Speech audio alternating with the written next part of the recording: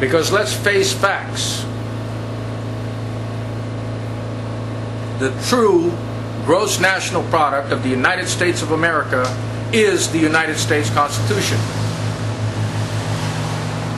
Every time you get a president in Washington who does not protect and defend that Constitution, the value of the dollar goes down. Every time you get a president in there who is strong and not only protects and defends but feeds that Constitution, the U.S. economy and the value of the dollar goes up.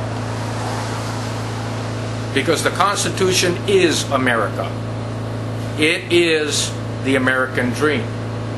Because it is the foundation and the philosophy that brings the people of America together as one.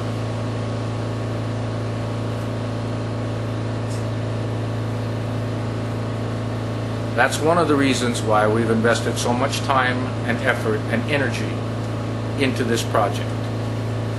The other is, of course, the protection of our people, to make sure that 50 years from now we will still exist as a race, and that we will control our island and the natural resources on our island as we should, because this is our island. So what we have gone over briefly is we've gone over a brief history of the laws that affect our political status,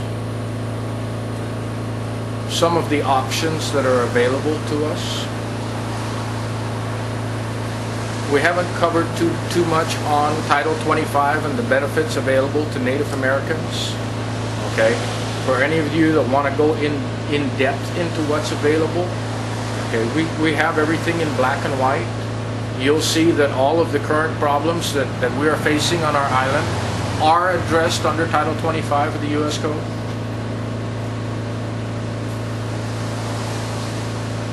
If you would care to review any of the laws I've quoted, such as the Charter of the United Nations or the Helsinki Accord, we have that available as well. Or any of the UN resolutions that pertain to the Charter of the United Nations and our status. We have those documents as well. But I think the important thing to remember here is we take pride in the fact that the highest per capita rate of military enlistments is here. We take pride in the fact that the highest per capita percentage of U.S. military veterans is here. We take pride in our association with the United States of America. We just wish that they would treat us with the same pride that we treat them. Treat us with the same respect that we treat them. We are people. We are intelligent. We are hardworking. And we have a wonderful history that's been hidden from us. I could sit up here all night and discuss all of these different philosophies and different views. But I would like to now open the floor to questions. If anybody has any questions regarding what's coming up and what we're expecting.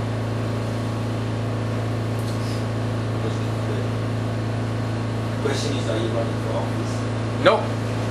Yeah, this is you know, like for taking the time, you know, doing this for us. I have several questions. This is my first time I attended this meeting. So there's a conversation earlier, and listening to you again, I have several questions that, you know, maybe will help, you know, enlighten me and maybe some of our brothers and sisters here. Of course, I don't know which question to ask, but my first question, are we unique to this West here in the Micronesia? Like, is Guam the only one here in the Pacific Island that needs to resurrect this act or this title or this recognition from the United States, or that includes the other Micronesian islands? Is Guam the only one because we're an incorporated territory? Well, the West has lumped us all together as Micronesia, Yes. but we are not Micronesia. Yes. And that's why I'm saying would Palau be also Palau, FSM are independent nations now under compacts of free association with the United States of America. Status? Completely different political status. Now, although the Commonwealth of the Northern Mariana Islands is under a compact of free association, that compact of free association does not fulfill the obligations of Chapter 12 of the Charter of the United Nations, because it does not conform to the three different options that were delineated under Resolution 1541 of the General Assembly, which were sovereign independence, free association, or integration. The compact does not conform to that. It does not fulfill those obligations. And again, our brothers and sisters of the CNMI, they're U.S. citizens too. No, they're not. They're not. They were adopted. But they have all the entitlements as a U.S. citizen. I mean, they can really enter the U.S. and leave the U.S. like, we do. But that will leave it alone. The NMI's status is completely different from Guam's status. Yes, they control the immigration. They have more right over their pursuit of their political status, and they're more open and more independent from the United States. That's why first I want to focus in what is our target, what is our goal, what is our mission here in bringing this to light to the local people. And of course, I had a chance to read Title 25, he's saying that we have the opportunity.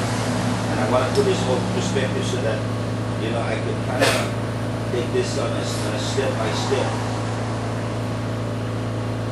Would our local government has the authority to recognize this and bring this up, or we would have to be at this level, be the one responsible to bring it all the way to the United Nations? Well, when you're talking about Title 25, it's not a matter for the United Nations yet. Okay, what it is a matter for is, first, it's a matter for the United States Congress to try to iron out the conflict between Chapter 1 and Chapter 43 of Title 25.